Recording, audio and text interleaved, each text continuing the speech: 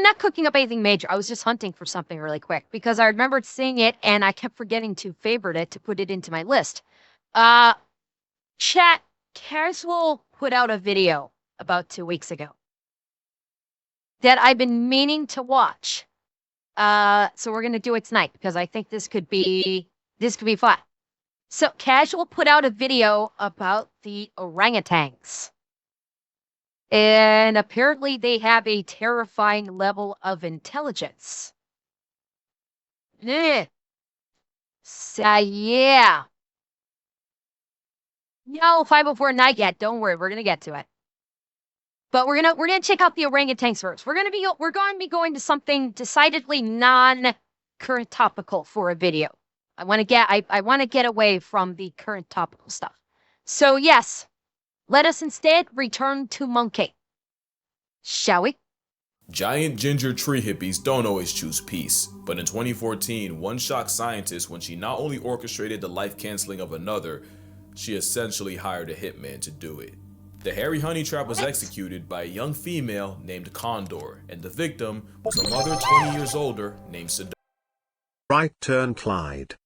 A young female named Condor, and the victim was a mother 20 years older named Sedoni. Living in the swamp forests of Indonesia's Mawas Reserve, the two had beef going back all the way to 2009, with Condor curiously approaching Sedoni's at the time 7-year-old daughter, and Sedoni defensively smacking and biting Condor before chasing her off. The perceived insolence stuck with Condor, and the disrespect was tattooed into her psyche. She was not letting that slide. Years later, Condor would catch the eye of a male named Echo, and the two would eventually run into Sedoni. They both approached, and Echo seemed to inspect Sedoni, who was now jockeyed by her 4-year-old son. Echo seemed curious in the mother, before losing interest and proceeding to mate with Condor. Right in front of Sedoni. Call it passion or power play, but either way, when Sedoni tried exiting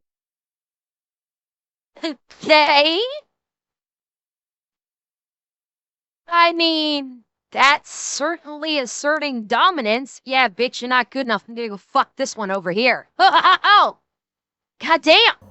right in front of Sedoni. Call it passion or power play, but either way, when Sedoni tried exiting the situation, Condor escalated, ending the lovemaking and savagely beating Sedoni. But what blew researchers away was Echo going from bystander to participant. For 33 minutes, the two took turns beating on Sedoni, sometimes together, sometimes just Condor, with Echo blocking off any escape routes. It was an honest to ape jumping, and his much larger canines meant Echo inflicted the bulk of the damage. The pair didn't stop until a fourth orang, a male named Guapo, chased Echo off and ran defense for Sedoni, before mating with her. The Orange Night would be too late, as a little over 2 weeks later, Sedoni became past tense due to her injuries, and scientists were left wondering what they had just witnessed. In over 26,000 hours of observation, only 6 female-on-female attacks were recorded, and none caused serious injuries. Yet here was a spiteful orang leveraging her carnal currency, specifically to erase one of her rivals, and Echo acting as a hired gun.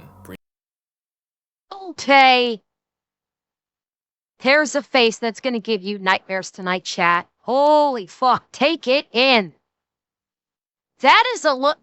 That looks like something out of a Planet of the Apes movie. It doesn't look real. This looks like it's been CGI. It does not look real at all. Premeditated and personal, it was a shockingly dark look into the intelligence of the Forest Man. One that begs the question, just how smart are they, and just what could they be capable of?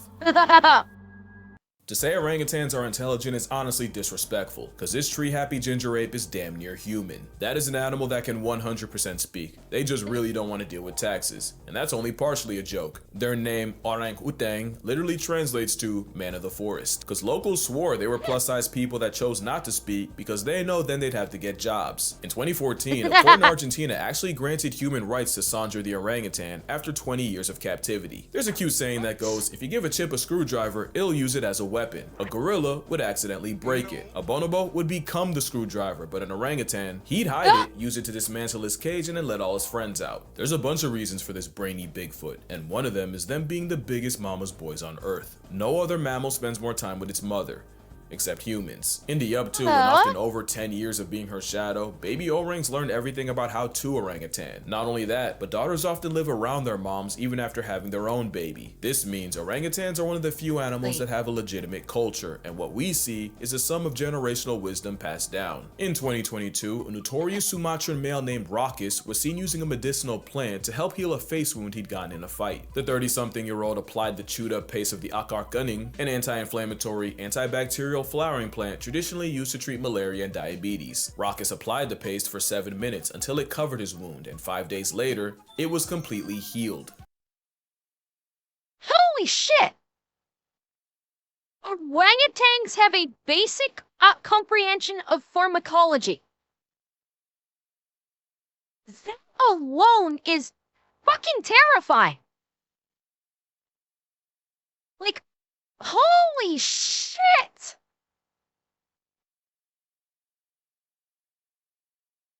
They can treat their own wounds.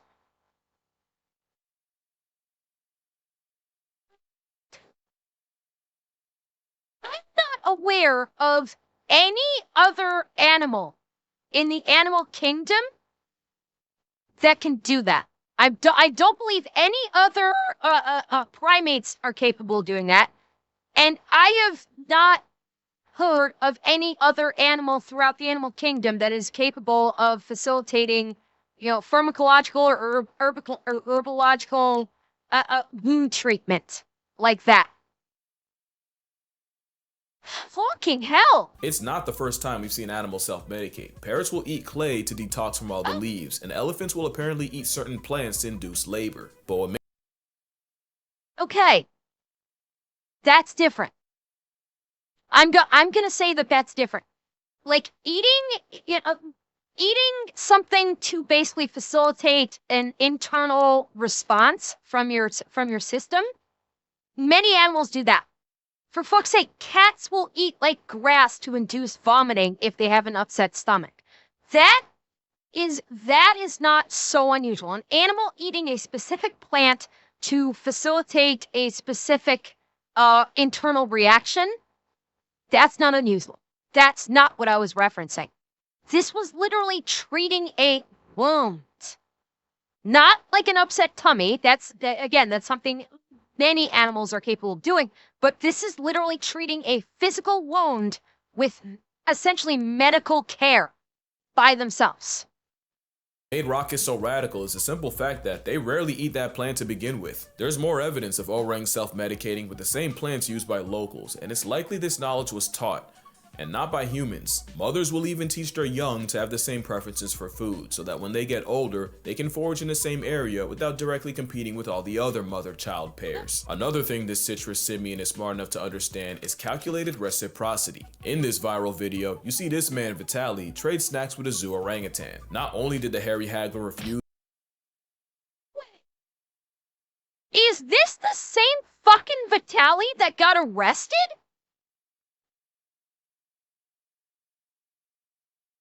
Is this the same guy? The hair color's different, but he could have changed the hair color. It's the same Vitaly. Oh, I'll be damned. Reciprocity. In this viral video, you see this man Vitaly trade snacks with a zoo orangutan. Not only did the hairy haggler refuse until he understood that he'd be getting something back, I swear you can see him check for zookeepers. If it sounds like a stretch, it's scientifically proven this untaxable entity understands the concept. Two orangutans at the Leipzig Zoo in Germany were given 3 different tokens and quickly learned that they could exchange one type for bananas for themselves. The second token type would earn bananas for the other orang, and the third type had no monetary value whatsoever. At first, the female, Doc, had no problem exchanging tokens to get the male, Bim, bananas. But Doc realized Bim wasn't really returning the favor, so she became a lot less generous. That gave Bim enough of an attitude adjustment to start trading his tokens more, until their efforts became closer to equal. There's another story of a zoo orangutan taught to exchange any trash he found in his enclosure for a food reward. Except he then realized if he just returned the trash in pieces, that would just mean more food for him, which was unfortunate when the trash was someone's phone. And Holy, okay, this is an impressive level of reasoning skills.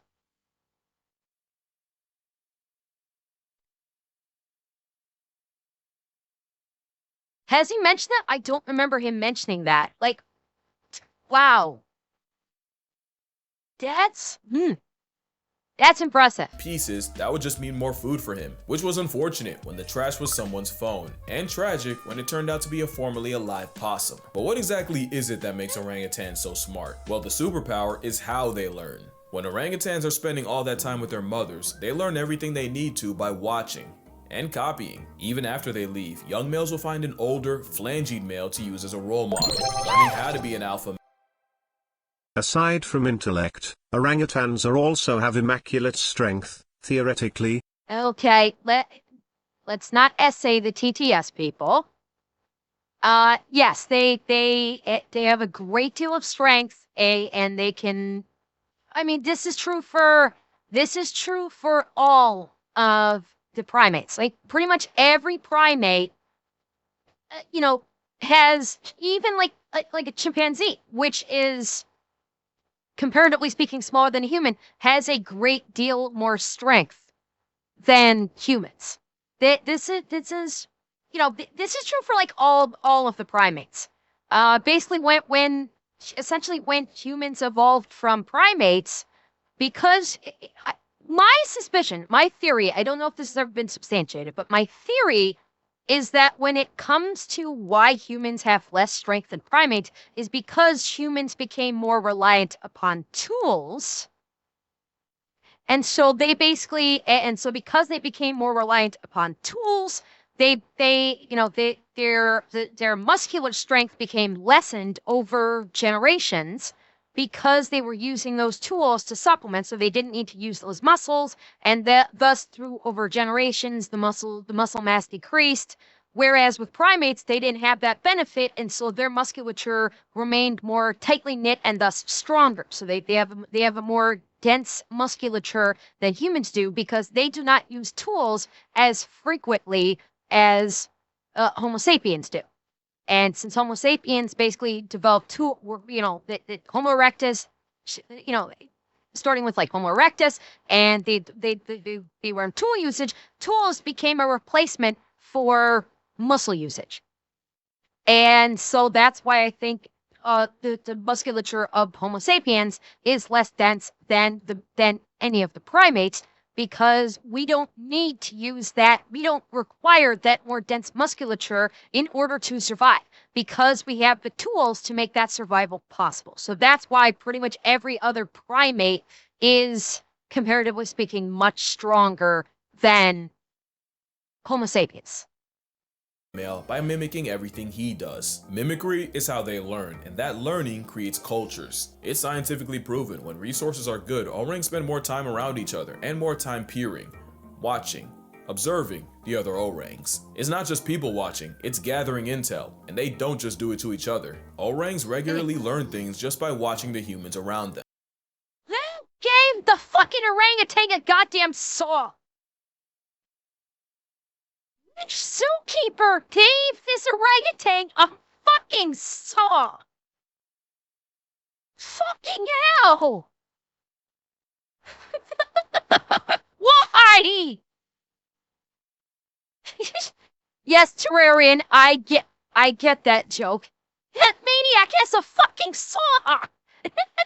This male was seen attempting to catch fish after clocking locals doing it, and one female, Supina, tried starting a fire by dipping a glowing stick in kerosene, blowing on it, and even rubbing it with another stick. But this shadow clone jutsu can be wildly inconvenient. Camp Leaky is an orangutan research and rehabilitation reserve where the Auburn apes have plenty of opportunities to study humans right back, leading to the trend of orangutans untying canoes from the dock and stealing them, and not even triple or quadruple knots can discourage them. Fun fact, it takes about a 7-hour canoe ride to get to camp, so one documentary crew decided to save time with a speedboat. They lost that time after a redman stole the boat and left them stranded. The power of perception has taught orangs how to breastfeed, drive, and even saw wood, all from watching a human. It's said orangs have the intelligence of a 4-year-old, but I've yet to see a toddler that did its own laundry. Now you're seeing what I'm saying. Bro's smart enough to talk, wise enough not to, and she's only sawing like that so we don't catch on. But what if I told you there's an even higher level of intelligence they can get to?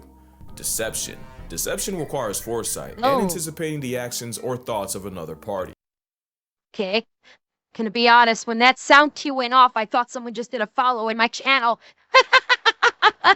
Deception. Deception requires foresight and anticipating the actions or thoughts of another party. That's where intelligence can get scary. If orangutans have the capacity to trick us, we're talking about a whole different ballgame. Which brings us to the story of Fu Manchu. Now we're talking about an orangutan outsmarting humans, and it happened in the 60s in Omaha Zoo in Nebraska.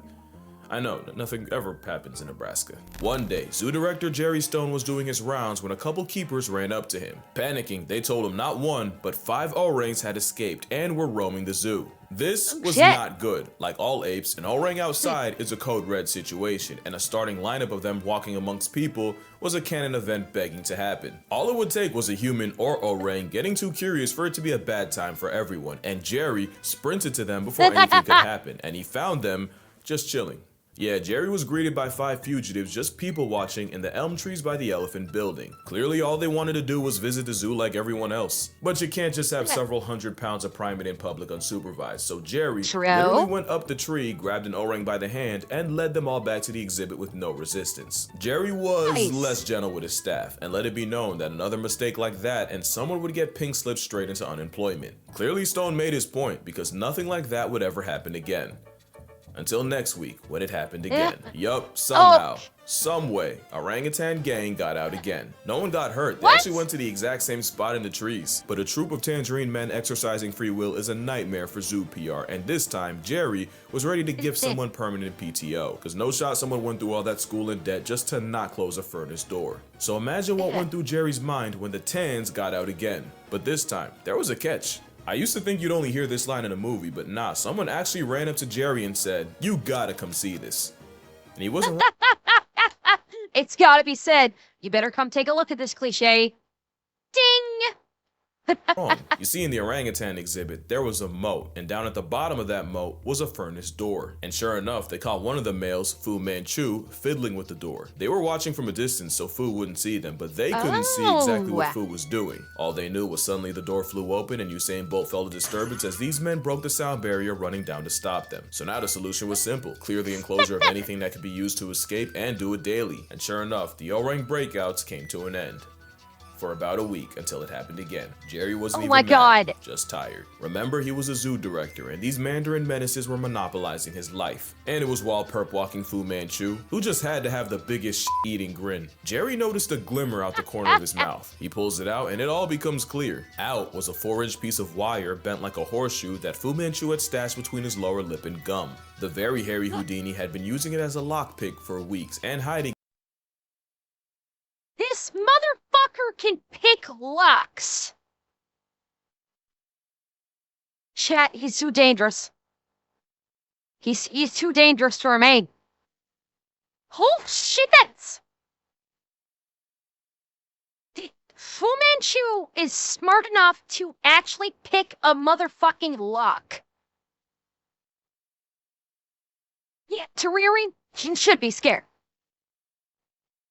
We all should be fucking scared right now. It in his oral wallet. No one taught Fu. Not only did he orchestrate his own emancipation, he had the foresight to realize he couldn't have the key out around keepers or else it'd get confiscated. Fu Manchu would be named an honorary member of the Locksmith Union of the United States, and Jerry Stone would go on to work with several other interesting apes, including a gorilla named... Don't forget we watched the video on the San Diego Zoo with the escape artist orangutan. Yes, Heckle, I do remember that, but if memory serves, that orangutan did not escape via lockpicking. That orangutan escaped via, like he was able to scale the wall. There was like an issue, wasn't there like an issue with the placement of the wall and the surrounding moats or something like that? Yeah, that's right. Get the keepers kept forgetting their fucking tools in the enclosure. And he was able to use that. Fu Manchu actually found a piece of wire and made a lockpick and knew how to hide it. There's so slight difference between those two. Harambe. Fu Manchu Wait. interesting apes, including a gorilla in the United States, and Jerry Stone would go on to work with several other interesting apes, including a gorilla named Harambe. Fu Manchu wouldn't be the last, or arguably the most creative. 27-year-old Carta used a stick to short-circuit an electric wire, and then used a bunch of sticks as a ladder to climb out her enclosure. She then just sat and enjoyed the view for 30 minutes until her keepers pulled up with tranquilizers, at which point she just went back in. Last year, Kimbali broke out of an $11 million habitat in Toronto by cartwheeling past a wire barrier. Mind you, that habitat opened up the summer before. Bro flexed on them 11 million ways. The important thing is, in none of these cases do you see an orang get out with malicious intent. Most times they just cosplay as people. But what if one did have beef and use his powers for malfeasance?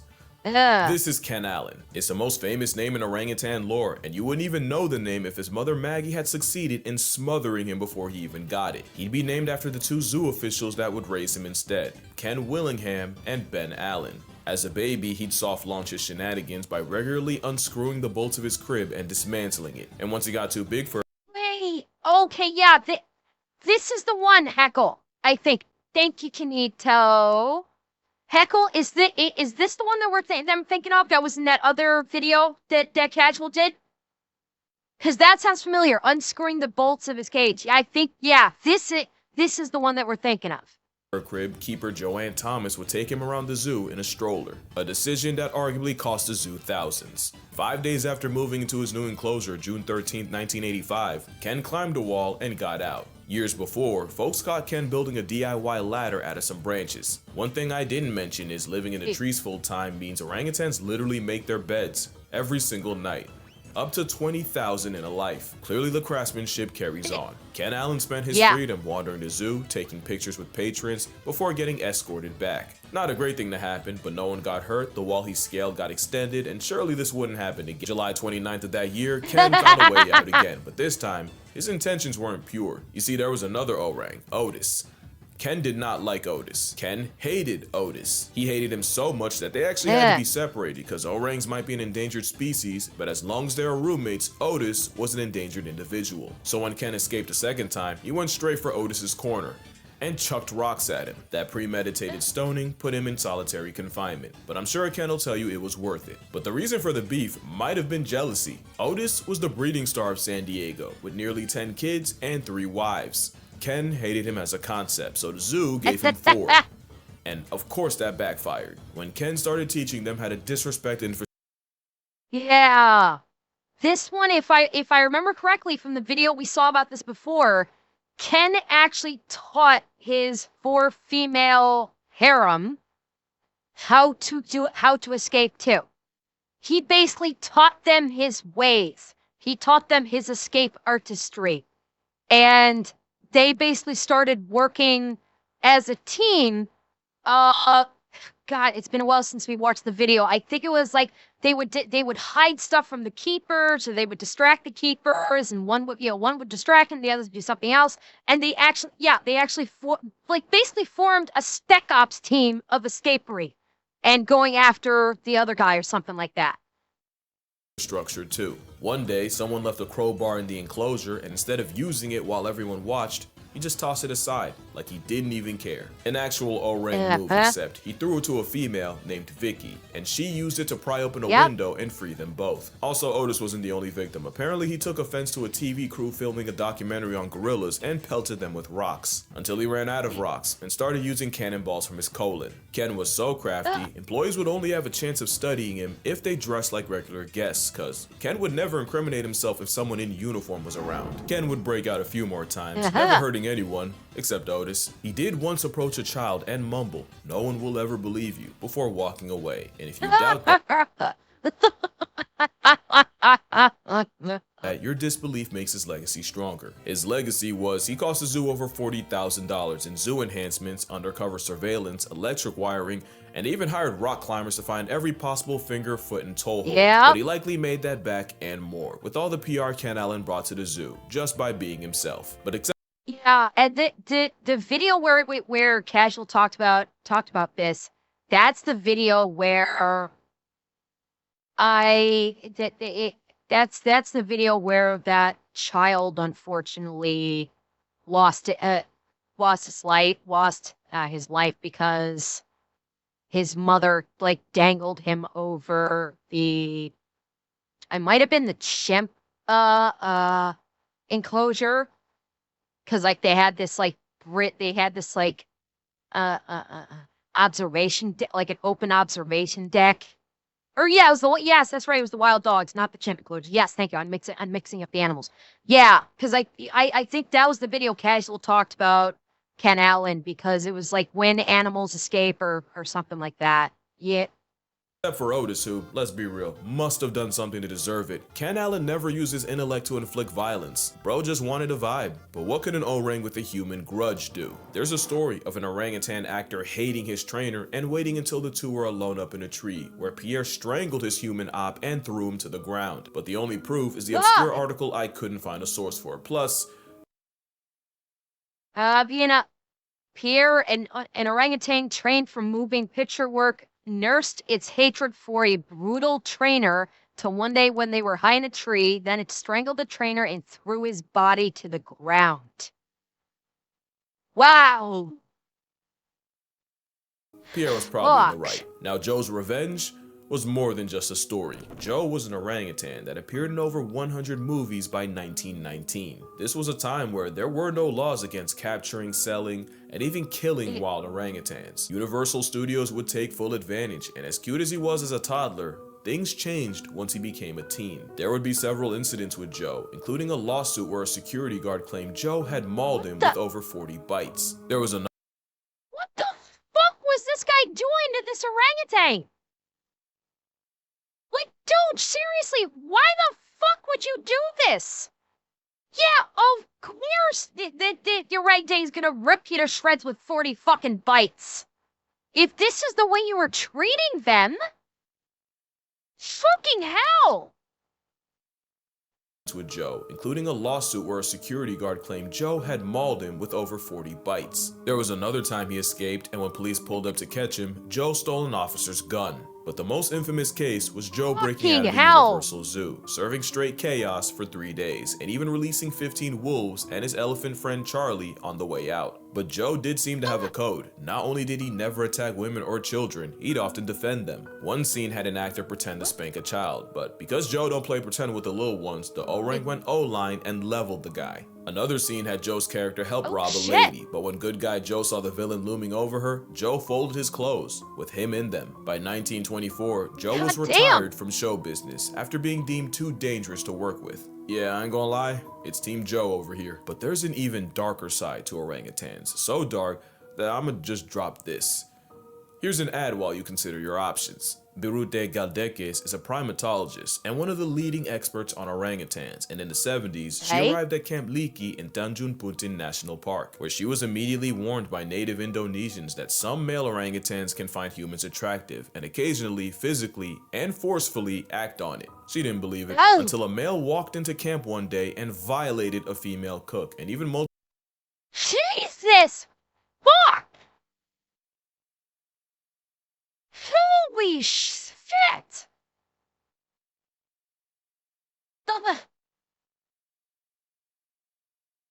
Oh my...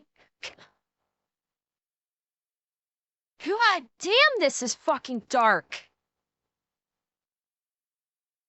Holy shit! Alex, I was thinking the same thing. Like, we thought dolphins were bad. This is fucking worse. This is worse than the dolphins because the orangutans have the capability and the limbs to make it actually possible. God damn. Multiple people trying to wrestle him off couldn't stop the salacious onslaught. It's now advised that menstruating women either avoid orangs or walk around with a club. So as you can see, orangutans are capable of anything from petty theft and zoo escapes all the way to premeditated census layoffs. But honestly, they could and should be way worse. An orangutan has never been on record murking a man, and some have had very good reasons. Joe Martin had every good reason, and the fact that he died with no body says more about his kind. The strong mom bond means Joe's mom was almost certainly destroyed for him to be taken. Joe suffered all manners of neglect, including electrical burns from wires, eye damage from the constant stage lights. He was given cigars and alcohol which ruined his health, and he was even knocked out by former heavyweight James Jeffries. All without never really interacting with another orang. Joe going through all that and never severely maiming someone is our entire relationship with orangs in a nutshell. We have done far more to them than for them, in worse ways than you think. I can't even say what this one went through, just know her name is Pony and her story is not for the weak. Orangutans as a whole are a victim of humanity, and the worst part is what happens when they're gone. Once Oh God, she got... Oh my God! She got hit with an air rifle 74 times! Oh my God! Jesus, this is fucking horrifying! Oh my God, I would not blame these orangutans at all if they fucking murked these people! Jesus, this is so fucking cruel! Fuck.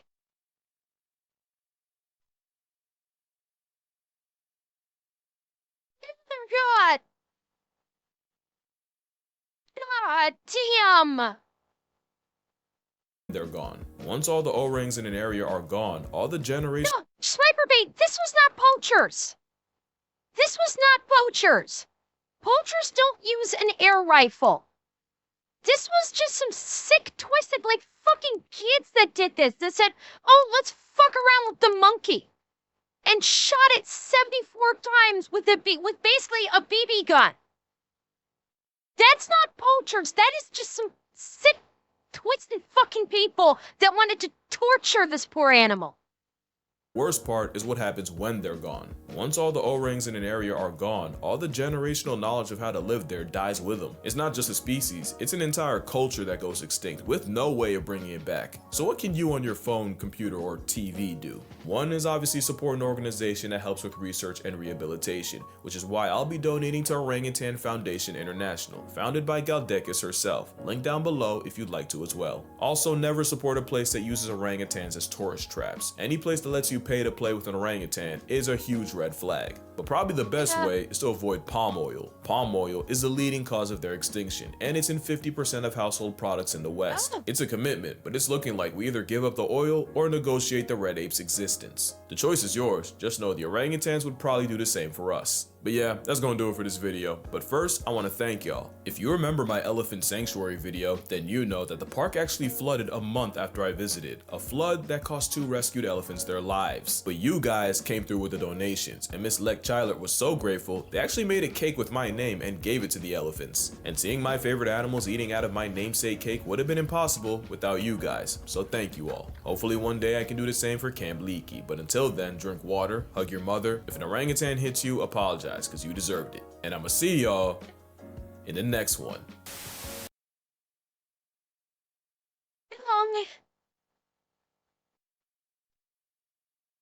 Oh man, I didn't think it was gonna go that fucking dark! Oh, God! Oh, God.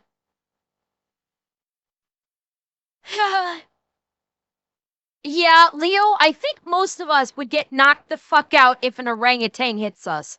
Although, from what Cash was saying, it almost sounds like if an orangutan hits you, it's not going to be at full strength. It's basically going to be... Think of it like the orangutan version of a Gibbs slap. I think that's what he's talking about.